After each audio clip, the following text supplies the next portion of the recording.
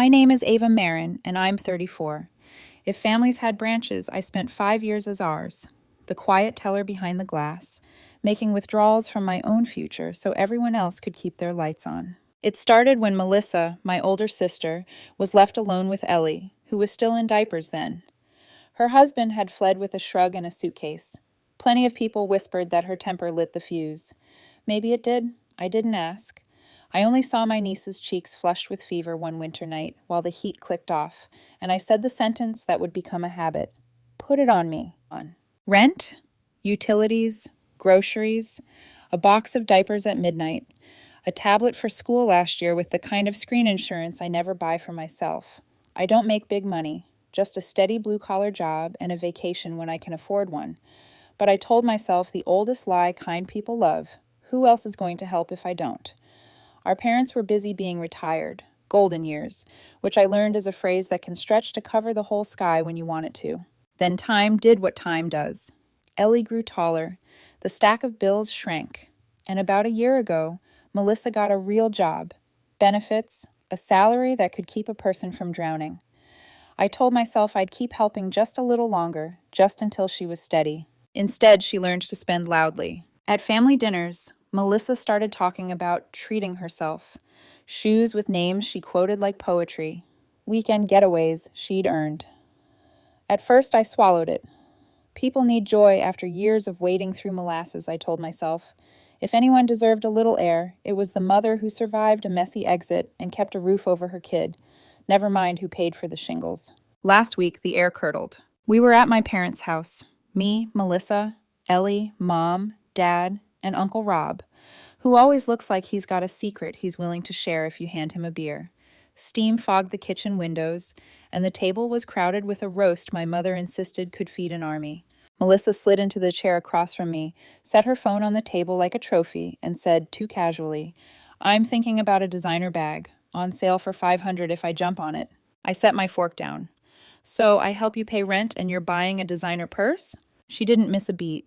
She laughed, a sharp little sound, and said, "Oh, don't be cheap, Ava." The room tilted. Cheap. The word hit every place I'd bitten my tongue for half a decade and left a bruise. I didn't explode. That's not my talent. I tend to go very still, like the air waiting for thunder. I looked around the table. Mom and Dad suddenly found their mashed potatoes fascinating. Melissa smirked like she'd scored a point I didn't know we were playing for. Only Uncle Rob shifted in his chair, the discomfort in his eyes loud enough to hear. "Cheap," I repeated, not trusting my voice to be anything but level. "You want to talk about cheap? Let's talk about who's been paying your rent while you window shop luxuries. Let's talk about utilities, groceries, Ellie's needs, all of it, while Mom and Dad play the golden years card like it's a doctor's note. Let's talk about me tightening a belt that already fit so you could breathe." Melissa rolled her eyes. "Here we go." "No," I said, and I swear my voice wasn't loud, but the room went quiet like a church anyway. "Here we stop." I folded my napkin, set it on the table, and looked my sister in the eye. "I'm done, Melissa. No more rent. No more utilities. No more groceries. You are responsible for your own life now. Ellie's your daughter. She's not my second job." The roast crackled in the silence. Uncle Rob leaned back and said, "Way to go, Ava. You don't owe anyone anything." And even the clock seemed to nod in agreement. Mom's mouth opened and closed like she'd swallowed a bee. Dad took a sip of water he didn't want. I stood and took my jacket from the back of the chair. Before I left, I turned back to Melissa. Her smugness had slipped a fraction. "If you think this is temporary anger, it's not," I said. "You'll pay your own rent, your own bills, and buy your own groceries. As for Ellie, I hope you raise her better than this. That's on you." I stepped into the cool night, and Rob followed me to the driveway, a big hand landing on my shoulder. "Should have said it months ago," he muttered. "Proud of you." I didn't feel proud. I felt raw, like I'd ripped off a bandage and found the wound still pink underneath. I told myself the earth would keep spinning. Maybe this is what relief felt like on the very first day, like a hollow space where something heavy used to sit. A week passed. No texts, no voicemails, nothing from Melissa. I wasn't expecting gratitude, but silence unnerved me in a way screaming wouldn't have. It was the quiet that fills a room right before someone drops a glass. Then, late one night, a knock at my door. I knew it wouldn't be Melissa before I opened it. It was Mom and Dad, coats buttoned, expressions set to that tight blend of annoyance and duty.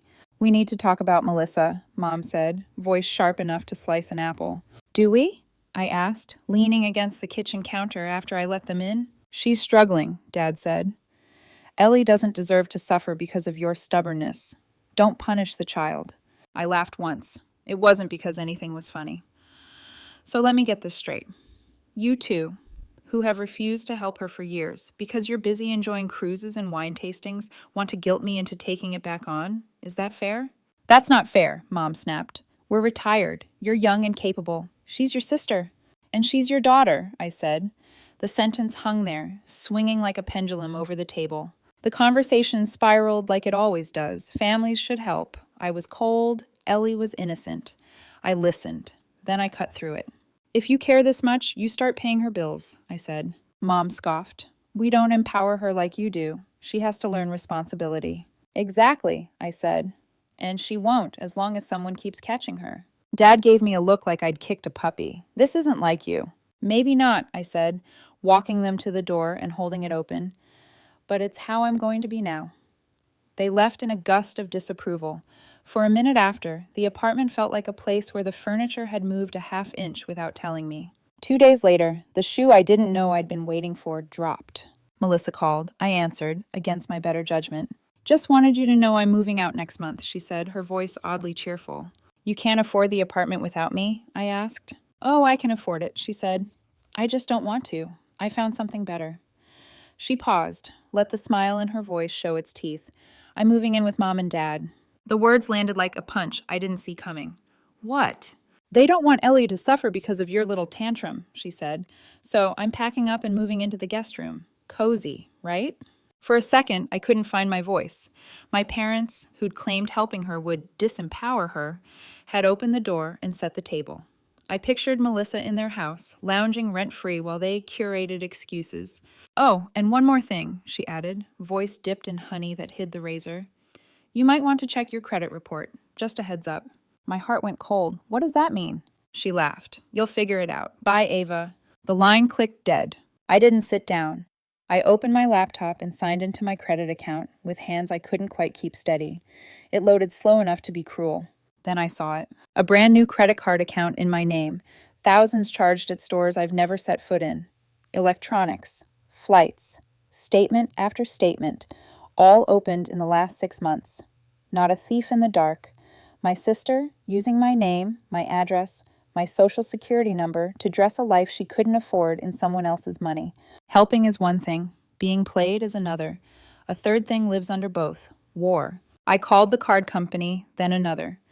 I filed the fraud alerts, the calls recorded in patient monotones that made me want to break something. The representative confirmed the obvious. The charges used my full information. This wasn't an accident. Identity theft has a neat, official ring until you realize it's wearing your sister's perfume. After I hung up, I stared at the blank wall over my dining table until the outlines of the frames blurred. I thought about Ellie, about her small hand in mine at kindergarten pickup, about the tablet I bought and wrapped in red paper because she needed it for school. I thought about every time I'd told myself kindness was a muscle that needed exercise. I thought about how tired mine felt. Then I called Uncle Rob. He whistled low when I told him. That's a new level, he said. What are you going to do? I don't know, I said. If I press charges, Ellie gets dragged into the blast radius. If I don't, Melissa gets away with it. Look, he said, voice steady. I'll back you either way. But she's not going to stop unless someone makes her. He was right. I didn't sleep much. The next morning I called a lawyer. The attorney's voice had the calm of a person who reads disasters like weather reports. I had a strong case, he said. The paper trail pointed straight to Melissa. Then he surprised me. Before we file, he said, threat of legal action sometimes gets results. Give her a chance to pay it back. If she won't, we proceed.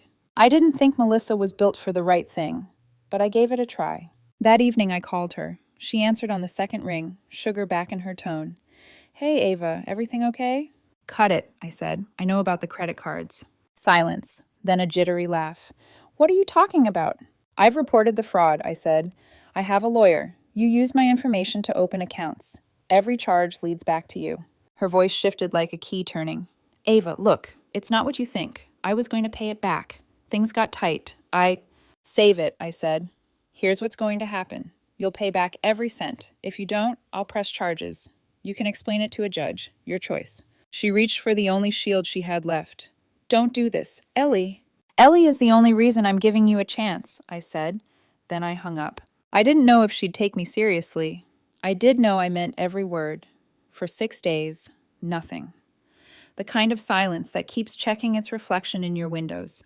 I went to work, I kept receipts, I changed passwords, I put freezes on every bureau with a pulse. I slept in fragments and woke up counting breaths. On the 7th morning, my phone buzzed while I was pouring coffee. Unknown number. I let it roll to voicemail, then listened with the mug still in my hand. Ms. Marin, this is Clara with SunTrust Card Services. We're calling to verify that the delinquent balances you reported as fraudulent have been paid in full. A confirmation statement has been mailed. Please contact us if you have any questions. I stared at the wall. Paid in full. I hadn't paid a cent. The other banks chimed in before noon. Chirpy little autopsies. Resolved. Zeroed. Closed. I should have felt relief. Instead, I felt the odd unease you get when the house finally goes quiet and you remember you live with a cat. The next call was the answer. Mom. Are you happy now? She snapped as soon as I picked up. Good morning to you, too. You ruined everything, she said. We had to give Melissa the money we were saving for our Caribbean cruise. Do you understand? Our winter plans are gone because of this performance. I set the mug down carefully. So let me be sure I've got it. You're furious at me. Not at Melissa, who stole my identity and ran up thousands, and not at you and Dad, who refused to help her for years, but now emptied a vacation fund to save her from consequences. That's my fault. You didn't have to threaten her, Mom hissed. You could have handled it as a family. We did, I said. For 5 years I handled it as a family, and look where that got me. You didn't have to get a lawyer, she shot back. She's your sister. And I'm your daughter, I said, finally letting my voice rise. Funny how that never seems to count when I'm the one paying. There was a stunned pause, then, cold as a tile floor, You're not the woman I raised.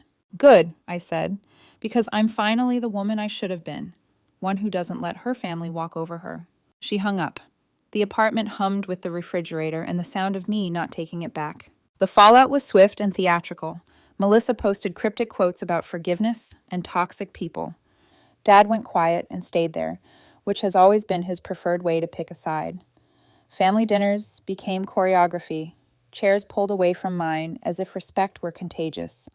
When anyone spoke to me, it was to ask if I'd consider moving past this, past what exactly was left intentionally foggy. And still, I kept my line.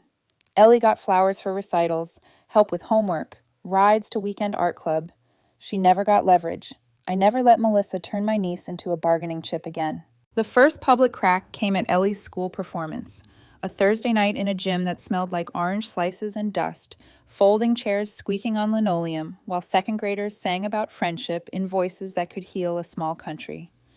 When she spotted me in the third row, Ellie's face lit like someone switched her on. Afterward, I found her in the current of families, handed her a small bouquet I'd picked up on the way. Thanks, Aunt Ava, she beamed, flinging her arms around my waist. I bent down, kissed the top of her head, breathed in crayons and hairspray. Then Melissa arrived, expression set to sour. Really, Ava? Flowers? She said, loud enough to snag nearby ears. Trying to buy her love now? Funny how you can afford bouquets but not family. Heads turned, heat rose up my neck. I straightened slowly. Are you really going to do this here? I asked, keeping my voice low. Why not? She said, crossing her arms. You already humiliated me. Might as well complete the set. I started to walk. Her next line stopped me cold. Ellie deserves better, Melissa called after me. An aunt who actually cares, not someone who uses her to feel virtuous. I turned back, steady. You don't get to play that card, I said. Not after you used my name to fund your life. I won't stand here and let you turn Ellie into a shield. She's smart. One day she'll see the pattern. I left before the scene could grow a tail. On the drive home, my hands shook in a way I hated. The next morning, Mom called to scold me for humiliating your sister at your niece's recital. And when I asked if Melissa told her what she'd said, Mom did what moms in our line do. She said it didn't matter. Be the bigger person, she demanded. I've been the bigger person for half a decade, I said, and ended the call. That night, my phone rang again. Ellie. Hey, kiddo, I said, softening, even before I heard her voice. Aunt Ava, are you mad at me? She whispered. The lump formed instantly. No, baby, why would you think that? Mom says you won't help us anymore because you're mad at her, she said. But I didn't do anything wrong, did I? I sat down on the edge of the bed. You did nothing wrong, I said, every word a hand on a shoulder. I will always be here for you. This is between adults who made bad decisions, not you. She sniffed. Okay. And listen, I added. Loving people doesn't mean letting them use you. Sometimes doing the right thing looks like saying no. That's hard to understand when you're little. Honestly, it's hard when you're grown. There was a tiny laugh. I'm not that little. No, I said, smiling into the phone. You're not. I hung up and stared at the ceiling. The shape of the war had changed. It wasn't just about money. It was about what kids overhear when doors are only mostly closed. It was about what girls learn from women who never learned the word enough in time. 2 weeks later, Ellie showed up at my door. Backpack slung over one shoulder, cheeks blotchy, eyes red with the kind of sadness that makes you want to hand a child the whole world. Mom told me I can't call you anymore, she said, voice small. But I don't want to stop seeing you. Come here, I said, opening my arms. She folded into me with a trembling exhale. You're always welcome here. I don't want to go back, she mumbled into my jacket. Every instinct screamed, keep her, build a fort, never let Melissa in again. But instincts don't navigate custody. So I did what I could do now.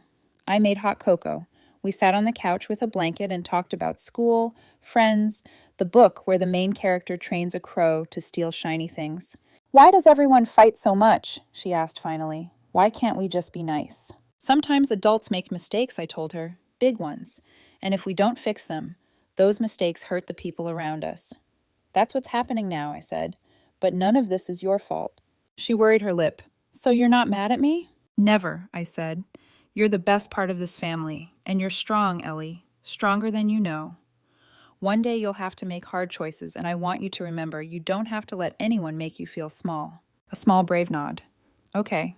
When I drove her back to my parents' house, their porch light was already a warning. Melissa stormed out as I parked. What is she doing here? She demanded. Relax, I said, keeping my tone flat.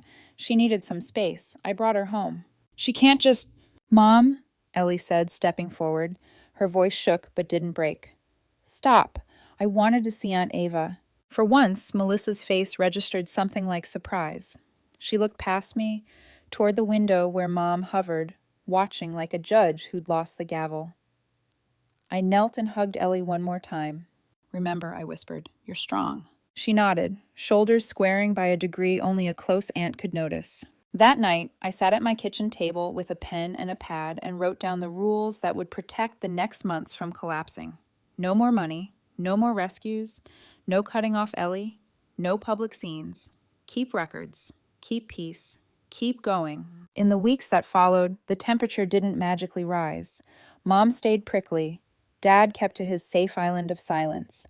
Melissa continued to perform victimhood for anyone willing to buy tickets.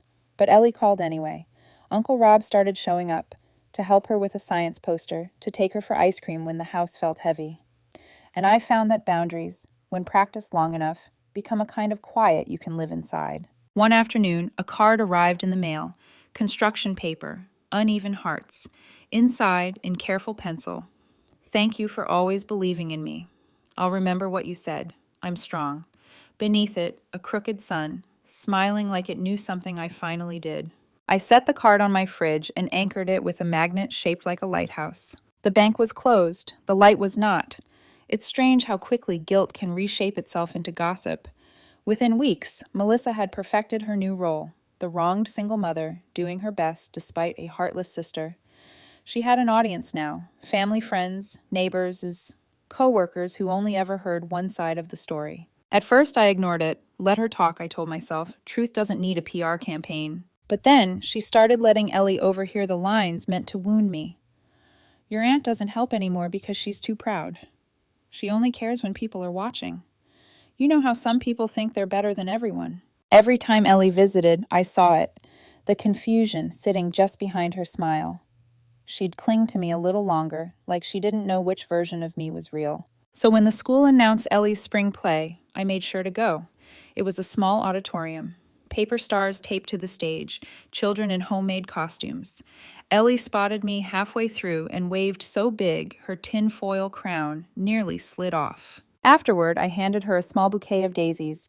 She squealed, hugged me, and posed for photos. For one perfect second, everything felt easy again. Then I heard Melissa's voice. "Really, Ava?" she said, stepping out from behind a cluster of parents. "Flowers? Trying to buy her affection now?" I froze. "What are you talking about?" She crossed her arms, voice rising. "You can spend money on flowers, but you can't help your own family? That's rich." A few nearby parents turned. Ellie's smile faltered. "Melissa," I said quietly, "this isn't the place." "Why not? You've already embarrassed me everywhere else. Might as well do it here, too." I felt the familiar tug, the urge to explain, to soothe, to play diplomat in a war she started. But I'd spent years mistaking silence for peace. I wasn't going to mistake it for dignity, too. "Ellie," I said softly, "go grab another cookie, okay?" She hesitated, then obeyed, glancing back over her shoulder. I turned back to Melissa. "You can say whatever you need to say, but not here, not in front of her." "Oh, please," she snapped. "Spare me the act. You only ever show up when there's an audience. You think being generous once makes you the hero forever." I took a slow breath. "You're confusing generosity with survival, Melissa. One keeps people alive, the other just feeds their habits." Her mouth opened, but before she could throw another word, Ellie reappeared, cookie crumbs on her sleeve. "Can we go home, Mom?" she asked quietly. Melissa looked at her daughter, then back at me. For a moment, her face softened. Then she turned away. "Yeah," she said shortly. "Let's go." They left without another word. The next morning, Mom called. "How could you humiliate your sister like that at Ellie's play?" she demanded. "Did she tell you what she said to me?" "It doesn't matter," Mom said, her voice sharp. "You're supposed to be the bigger person." "I was the bigger person for 5 years," I said. "And look where it got me. Paying for her mistakes and being called cheap for it." Mom huffed. "You've made your point. You can stop punishing her now."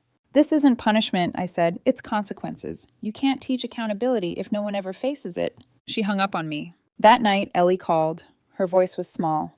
"Mom's really mad," she said. "She said you hate us." I closed my eyes. "Ellie, I don't hate anyone. I love you. But loving people doesn't mean letting them hurt you." She was quiet for a moment. "Then why do grown-ups make everything so hard?" I smiled, even though it hurt. "Because some of us forget that love isn't about keeping score. It's about boundaries. You'll understand that one day." "I think I do," she whispered. In the weeks that followed, I heard the whispers, family members picking sides, though most wouldn't admit which. Uncle Rob stayed firm. "You can't save people from lessons they refuse to learn," he said. Still, the tension thickened. Holidays became negotiations. Text threads turned into tightropes. And every time I thought things had settled, Melissa found a new way to make noise. She posted a photo of Ellie on social media, smiling, holding the same flowers I'd given her, with a caption that read, "Even when people walk away, we find our own sunshine." It was petty, it was performative, but what cut deepest was knowing Ellie hadn't written it. She was just the prop. That's when I stopped reacting. I didn't comment, didn't correct, didn't feed the fire. Instead, I focused on the one thing I could still protect, my relationship with Ellie. I sent her letters, real ones, handwritten, tucked with stickers and notes that said things like, "I'm proud of you," and "Keep being kind even when it's hard." Sometimes she'd write back, "I miss you. Mom gets mad when I talk about you, but I do anyway." I kept every letter in a shoebox in my closet, proof that even in the wreckage, something good was still growing. Then one Friday night, my doorbell rang again. When I opened it, Ellie stood there, backpack slung over her shoulder, eyes red. "Mom told me I can't call you anymore," she whispered, "but I don't want to stop seeing you." My heart broke and rebuilt itself in the same breath. "Come inside," I said gently. "You're always welcome here." She stepped inside, small and silent, the way someone walks into a church. That night would change everything. Ellie sat on my couch, clutching a mug of cocoa I'd made her, both hands wrapped around it like it might stop her shaking. I'd added extra marshmallows, the way she liked when she was smaller. The TV played quietly in the background, one of those nature documentaries she always found calming. She looked tired, too tired for a child. Her hair was unbrushed, her backpack half-zipped. For a few minutes, I let her sip in silence. Then gently I asked, "Sweetheart, what happened?" She shrugged, eyes fixed on the cocoa. "They were fighting again," she said softly. "Mom and Grandma, about you." "About me?" I tried to sound surprised, but it didn't really surprise me. "Mom said you're trying to make her look bad. Grandma said you're being selfish. Grandpa just told them both to stop yelling. Her voice dropped. I hate it there sometimes. It's so loud. I wanted to tell her everything I'd been holding back. That adults who never face consequences mistake boundaries for cruelty. That the yelling wasn't her fault. That love doesn't mean living in a room full of people who drain you dry. But she was 10, and those words would only become weights. Instead, I said, I know it's hard, but you didn't do anything wrong. None of this is your fault. She nodded, then looked up at me with the same wide eyes she'd had when she was little. Aunt Ava, she whispered, can I stay here for a while, please? That question split me open. Every instinct screamed yes, but I also knew how that story would end, with cops at the door, with accusations, with the same cycle replaying louder. I took a breath.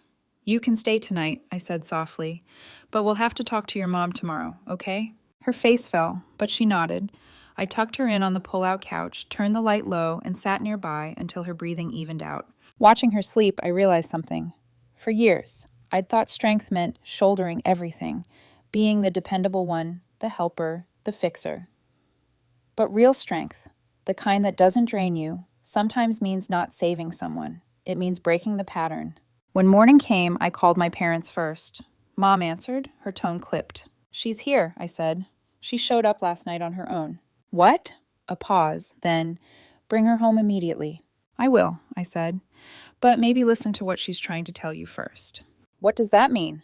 It means your granddaughter is scared, and she needs calm, not blame. Silence, then a muttered, her mother's been under a lot of pressure. Mom, I said quietly, I know you think you're protecting Melissa, but you're not. You're just teaching Ellie to think this kind of chaos is normal. She didn't reply. When we pulled up to the house that afternoon, Melissa was already outside waiting, arms crossed. She looked furious, but also afraid, like someone bracing for impact. What is she doing here? She demanded the moment Ellie got out. Relax, I said, keeping my tone calm. She needed space. I made sure she was safe. You can't just take her whenever you want, Ava. You don't get to decide what's best for my daughter. I didn't decide anything, I said. Ellie did. Mom, stop! Ellie interrupted suddenly, stepping between us. Her voice shook but didn't falter. I wanted to see Aunt Ava. That silenced her. For once, Melissa didn't have a comeback ready. Mom appeared in the doorway then, her expression softer than usual but still guarded. Everyone inside, she said. We'll talk about this like a family. Inside, the tension felt thick enough to taste. Ellie sat beside me, small and quiet. Mom started first, her tone rehearsed. We all want what's best for Ellie, but this, sneaking out in the middle of the night, it's not acceptable. I didn't sneak out, Ellie said quietly. I left because you and Mom were yelling again. Melissa's face turned red. You don't talk to your grandmother like that. She's telling the truth, I said, and she deserves to. Mom sighed, rubbing her temples. Ava, please don't encourage this. I'm not encouraging rebellion, I said. I'm encouraging honesty, something we could all use more of. Dad, who'd been silent, finally spoke. Maybe she has a point, he said. The kid shouldn't have to live in a war zone. Melissa glared at him. Whose side are you on? Ellie's, he said simply. For a heartbeat, no one spoke. Then Ellie reached for my hand. I squeezed it gently. Pride and heartbreak tangled in my chest. We didn't fix everything that day. We didn't hug it out or cry into a neat moral resolution. But something shifted, just slightly, like the first crack in a frozen lake. After that, the house grew quieter. Mom stopped taking Melissa's calls for a few weeks. Dad started checking in on Ellie after school. And Melissa, to my surprise, began to tone down her online performances. Maybe the silence embarrassed her. Maybe Ellie's bravery did. Maybe both. I kept my distance, but not from Ellie. We built new routines. Movie nights, long walks, messy baking sessions that ended with more flour on the counter than in the bowl. She laughed more again. Months passed. Boundaries held. Peace, while fragile, stayed. Then one day, a letter arrived in the mail. Thick paper, folded carefully. Inside was a hand-drawn card. A stick figure version of us, Ellie and me, stood side by side. Over our heads, she'd written in uneven block letters, "Thank you for believing in me. I'm strong." Below it, a small sun with a smiling face. I set the card on my desk and stared at it for a long time. After all the chaos, all the noise, that little message was proof I'd done the right thing. Sometimes love doesn't look like rescuing. Sometimes it looks like refusing to fund the lie. And sometimes it's just making sure the next generation learns how to stand on solid ground, even when the floor shakes. For the first time in years, I felt free.